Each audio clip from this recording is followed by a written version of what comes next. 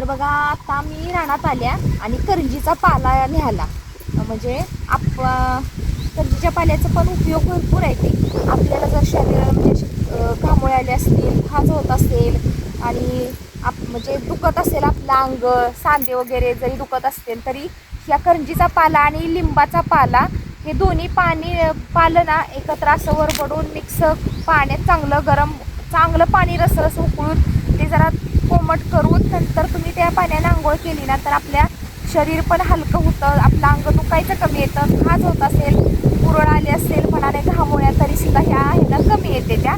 पण आता मी हा पाला न्यायला आल्या गाईसाठी.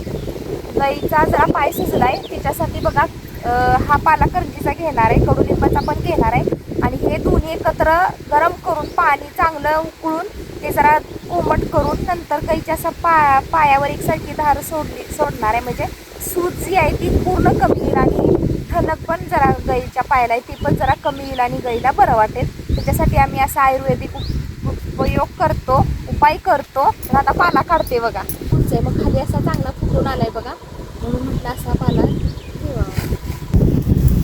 करंजीचा पण घेऊन आलो बघा आणि आता कडुलिंबाचा पण काढायचा चालू आहे पाला. आपलं जरी गुडघं सांधं दुखत असतील तरी ह्याच्या पाण्यानं जरी शेकलं ना तरी आपल्या पण पाय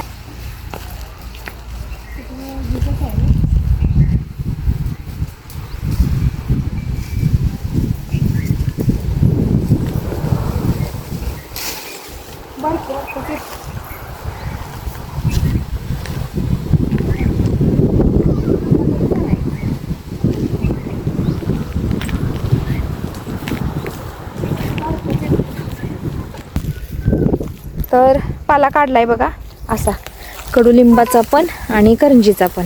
आता हा शिजत घालायचा नेऊन शिजत घालायचा आणि म्हणजे गाईच्या पायाला शेकण्यासाठी.